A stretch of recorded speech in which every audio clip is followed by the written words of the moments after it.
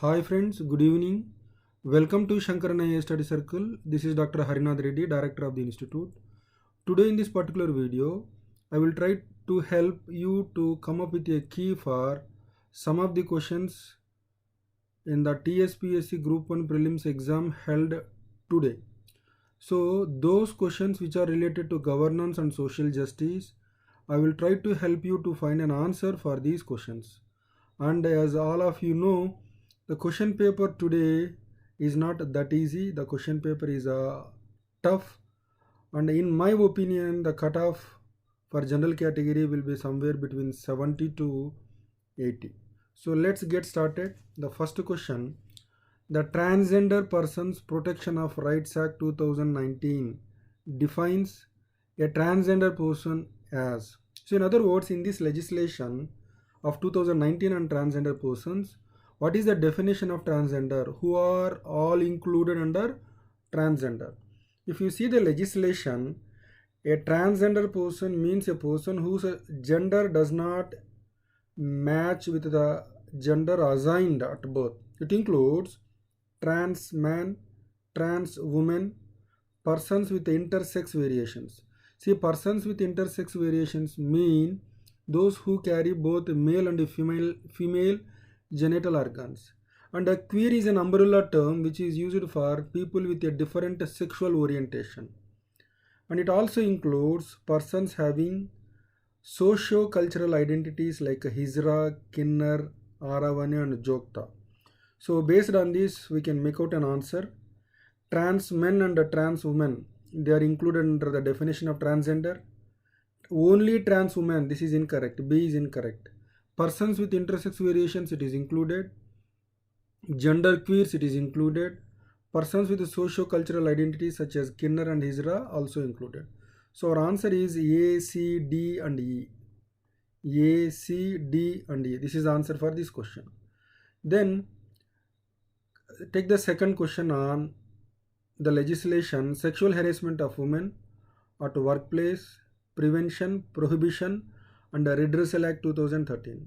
So I don't know how many of you remember, way back in 1997 there was an important judgment called Visakha versus State of Rajasthan. It is in Visakha versus State of Rajasthan, the Supreme Court has issued guidelines to protect women from sexual harassment at workplace. In course of time, Parliament has enacted a legislation in 2013. That legislation is called the Sexual Harassment of Women at Workplace, Prevention, Prohibition and Redressal Act 2013. So let us read the question. Consider the following in relation to the complaint of sexual harassment under the Sexual Harassment of Women at Workplace, Prevention, Prohibition and Redressal Act 2013. Again, unless you have read about this legislation, it is not that easy to answer this question. See the first statement. Any aggrieved woman may make in writing a complaint of sexual harassment at workplace. This is a right statement. A woman who is subjected to sexual harassment at workplace can file the complaint of sexual harassment. Then there are two options for aggrieved women to file a complaint. In an organization, there will be something called Internal Complaints Committee. She can make a complaint to the Internal Complaints Committee. But if it is an organization with less number of employees, there may not be an Internal Complaints Committee in that organization. Then in such a situation, at the district level, there will be a committee called Local Committee. So an aggrieved woman under this legislation can make complaint either to the Internal Complaints Committee or the Local Committee at the district level. Second statement is also correct. The complaint should be made within a period of 3 months from the date of incident. This is also true because the legislation says within 3 months of happening of the incident of sexual harassment, the complaint needs to be registered.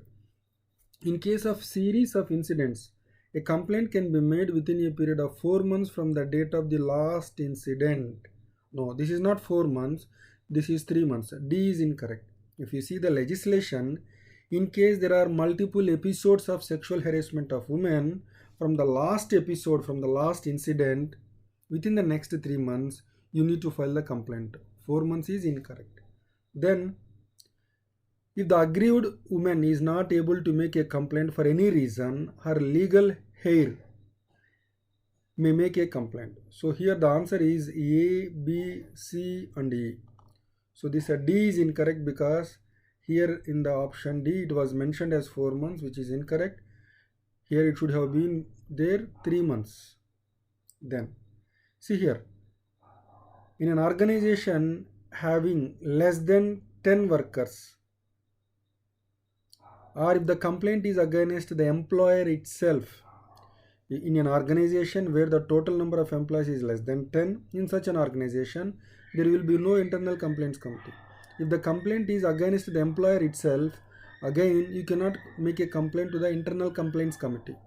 So the legislation says every district officer shall constitute in the district concerned a committee to be known as the local committee to receive complaints of sexual harassment from establishments where the internal committee has not been constituted due to having less than 10 workers, or if the complaint is against the employer itself.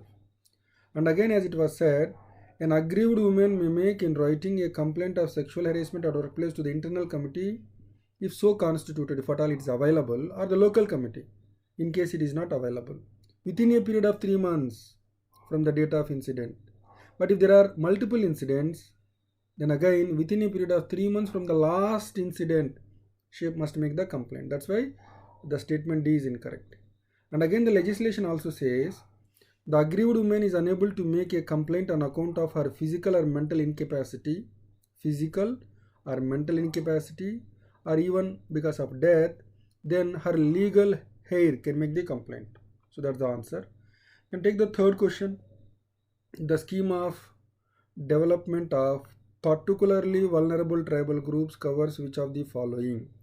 See, there was a report called High Level Committee on the Status of Tribal Communities in India. This committee was headed by Virginius Kaka. It is also called Virginius Zaza Committee. So in this committee you find this information. See, particularly vulnerable tribal groups, they were initially earlier called primitive tribal groups.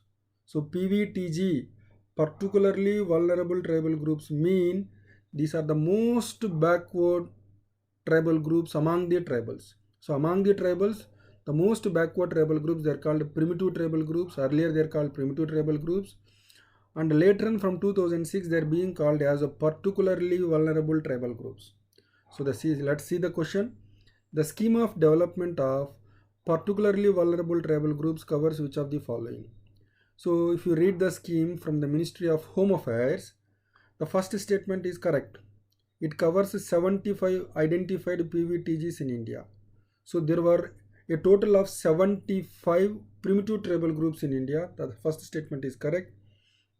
Under this scheme, there will be a focus on activities like housing, land distribution, land development, agricultural development. So B is also correct statement. So this scheme which is meant for PVTGs, it also includes social security under Janashri Bima Yojana. And again, the D statement is also correct because it is implemented in 18 states out of 28 states in India, and also in the Union Territory of Andaman and Nicobar Islands.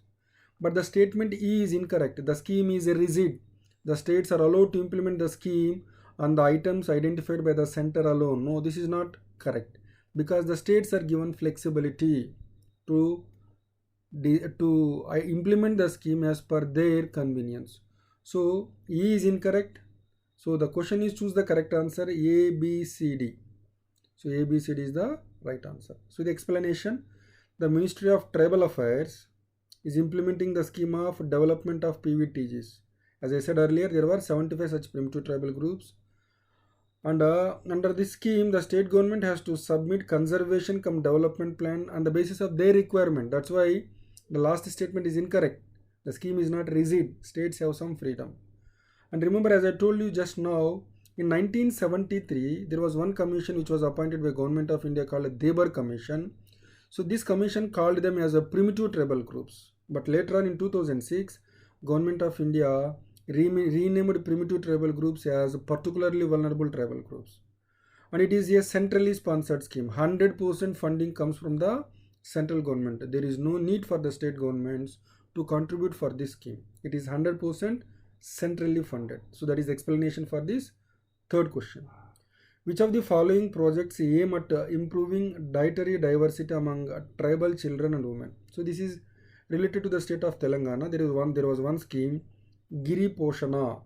So this scheme was being executed by the Department of Tribal Welfare of Telangana State Government in association with the International Crops Research Institute for Semi-Arid Tropics. It was a tribal nutrition project. It has been under implementation since January 2019. So the aim of this project is to provide nutritional support to tribal women, pregnant and lactating women, and also children in the age group of 3 to 6 years. So it is promoting dietary diversity towards improving the health status of tribal children and women. That is the question. Improving dietary diversity among tribal children and women. The scheme is Giri Poshana. So the answer is Giri Poshana. Then the fifth question, the social innovation policy of Telangana is driven by which of the following? So the slogan or caption of the social innovation policy of the government of Telangana, it is collaborate, innovate and transform. So third option is the correct one, collaborate, innovate and transform. Then as per Niti Aayog's Health Index Round 4 2019-20, which of the following states emerged as the best 3 performers in terms of overall performance? So this is the factual question. The correct answer is Kerala, Tamil Nadu and Telangana. So these 3 states were the top performers in this Niti Aayog's Health Index, Kerala, Tamil Nadu and Telangana. And the worst performers are Bihar and Madhya Pradesh. Let's move to the 7th question. This is a question of economy as well as governance, which I took. The Cabinet Committee on Economic Affairs, chaired by the Prime Minister, has approved the increase in the minimum support prices for marketing season 2 to 22-23 for the following number of Kharif crops. So minimum support price, it is being increased by this Cabinet Committee on Economic Affairs for all the Kharif crops. So the answer is all Kharif crops. So you see the explanation. The Cabinet Committee on Economic Affairs, chaired by the Prime Minister Shri Narendra Modi, has approved the increase in the minimum support price for all mandated Kharif crops. Then let us see the 8th question. It's about new education policy of 2020. I don't know how many of you are aware. There were 2 committees constituted by Government of India to draft a new education policy. One is Kasturi Rangan Committee and a TSR Subramanian Committee. So Kasturi Rangan Committee was the recent committee, and this new education policy drafted by the Kasturi Rangan Committee includes the following components. See the question. What is the reconfigured pedagogical structure of the school education system in the new education policy? So now we have a system called a 10+2 system. It is being replaced with a 5+3+3+4. So this statement is correct. I will explain what is this 5-3-3-4 in course of time. Replacement of the present 10+2 system with 4+4+3+4. This is incorrect. It is not 4+4+3+4, but it is 5+3+3+4. Then the system consists of foundational, preparatory, middle and high school stages. This is correct statement. The high school stage is again divided into 2 categories, 9 and 10, junior secondary or lower secondary education, 11 and 12, higher secondary or senior secondary education. Then B is incorrect. E, there is an option of exiting at class 10 and re-entering in the next phase. This is also incorrect. So B and E are incorrect. So the answer is A, C and D. And as I told, 5+3+3+4, it means 5 years of foundational learning for the children in age group of 3 to 8, 3 years of preparatory stage for children in age group of 8 to 11, 3 years of middle age for children in age group of 11 to 14 years, 4 years of secondary education for children in age group of 14 to 18. Then question number 9, consider the following in relation to the literacy rate in India. So for this question, I did not find an answer in the options given below, because literacy rate of India at the time of independence in 1947 was 12%. This is a correct statement. As per 2011 census, the literacy rate in India was 76%. This is incorrect, because literacy rate is a 74.04%, not 76%. This is B is incorrect. Similarly, as per 2011 census, literacy rate among males was over 80%. So the exact figure is 82.14. So here he is saying over 80%, that is above 80%. So D is correct. E is also correct. As per the 2011 census, literacy rate among females was 65.46%. So here B is incorrect. Let us see the options. So we have B in 2, 3, 4 options. So the answer could be A, C, D, E. Yeah, we have an answer A, C, D, E. B is incorrect. Why B is incorrect? Because the literacy rate in India as per 2011 census is 74.04%, but not 76%. It is not 76%. Then again, statement C. Compared to adult literacy rate, youth literacy rate was about 9% higher as per the 2011 census. So this is also a correct statement. Then question number 10. Good governance aims to bridge the gap between power and people. An important aspect in this direction is the responsiveness of the government. Which of the following strengthens responsiveness? Yes. So the first statement is citizen charters, they increase the responsiveness of the government. Redressal of public grievances, again this will increase the responsiveness of the government. A review of laws, regulations and procedures can be done to make the government more responsive. Transparency and right to information can also help in making the government more responsive. But a D is not relevant. Competitiveness in politics and electoral process. So the more appropriate answer is A, B, C, E. A, B, C, E. So consider the following statements regarding inclusive policies for older persons. So this question is again from Social Justice. Rashtriya Vayoshri Yojana provides physical aids and assisted living devices to senior citizens. This is a correct statement. Not to all the senior citizens, but are those senior citizens who are below poverty line. Sacred portal was launched for the re-employment in dignity for the senior citizens. This is also correct statement. Sacred portal, it is meant for re-employment of senior citizens. Then SAGE, this is one more scheme. Senior Care Aging Growth Engine. The government provides financial assistance directly to the senior citizens through an open invitation on SAGE. This is also correct statement. And one more scheme which is related to senior citizens is Atal Pension Yojana. And Atal Pension Yojana is open to all citizens of India between 18 to 40 years of age and administered by Pension Fund Regulatory and Development Authority. All the four statements are correct. A, B, C, D. So the answer is A, B, C and D, 2. So Rashtriya Vayoshri Yojana, exceed explanation. Rashtriya Vayoshri Yojana is a scheme for providing physical aids and assisted living devices for senior citizens belonging to BPL category.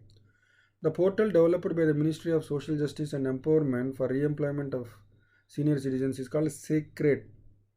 And this scheme is being implemented by PFRD. So that's it about some of the questions on governance and social justice. I hope that this explanation will try to help you to find a proper key for some of the questions which have come in the Tspsc Group 1 prelims of today. Thank you.